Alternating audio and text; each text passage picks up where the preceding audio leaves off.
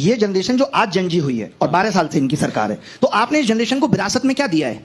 Paper leak उद्योग, खराब education व्यवस्था, घटिया स्कूल, ये दिया आपने इस जनरेशन को। आप यूपीआई की बात कर रहे हैं, आज लोग कह देते हैं जनजी में पेशेंस नहीं है, हर चीज तो इंस्टेंट मिल गई, इंस्टेंट डिलीवरी है।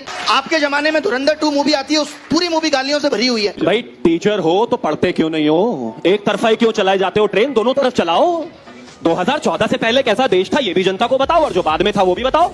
हाँ पेपर लीक दिक्कत है, लेकिन पूरे देश की है बाबू, सिर्फ दिल्ली में नहीं बोलना होता, झारखंड में भी बोलना होता है। वहां तो ऐसा चुप बैठ जाते हैं जैसे है ही नहीं।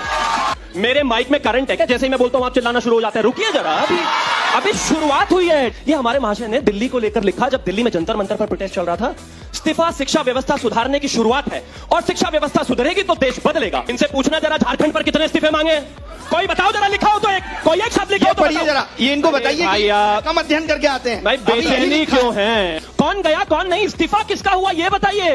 इन्होंने एक और चीज कही कि जेनजी को तो कोई पूछता ही नहीं था। मेरे भाई जब आप बच्चे थे, नरेंद्र मोदी जी तब से बच्चों से परीक्षा पे चर्चा कर रहे हैं, वो क्या जैन अल्फा नहीं है? इस्तीफे पर इस्तीफा कांग्रेस मांगती तो बीजेपी दिला देती क्या?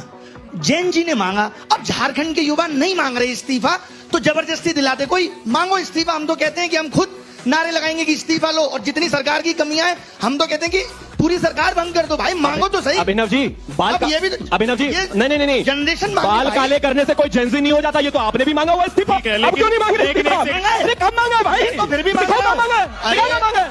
अभी तो बताया यार, आप पढ़ के पढ़िए, बच्चों को पढ़िए। अभिनव जी पढ़िए, फंसिए मत, ये बच्चे फंसना नहीं जानते हैं। मैं गलत मानता हूं, लेकिन मैं ये इसके पीछे का ये लॉजिक भी समझता हूं कि वो नौबत आई कैसे। मतलब नौबत आ जाए तो गाली दे दो, आप समझिए ना। नौबत आ जाएगी तो आप अपने घर के बच्चों को कहेंगे कि बेटा गाली दे दो। दोस्त आपस में दे रहे हैं, आप क्या बात कर रहे हैं? तो आज घर में बाप बेटे को गाली दे रहा है गुस्से में। ठीक है, ये मैं कह रहा हूँ। ठीक, एक बात बताइए, गाली तो कॉकरोच भी है। कॉकरोच गाली क्यों नहीं है? गाली बिल्कुल है। अब इंसान को कॉकरोच कह के बुला रहे हैं, अब बंदर कह दीजिए किसी को गटर साहब, गाली नहीं है। क्यों नहीं है भाई गाली? आप तय करेंगे कौन सी गाली है और कौन सी नहीं है। बस ये बोलना चाह रही थी कि अभी कॉकरोच गाली होने की बात हो रही थी, लेकिन हमारे भाई बहनों ने बता दिया कि कॉकरोच अब गाली नहीं रही।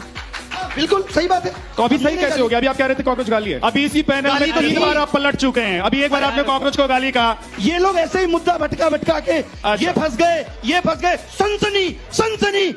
सनसनी से भारत के ऐसी तैसी कर दी और कहते हैं सनसनी, हर बात पे सनसनी।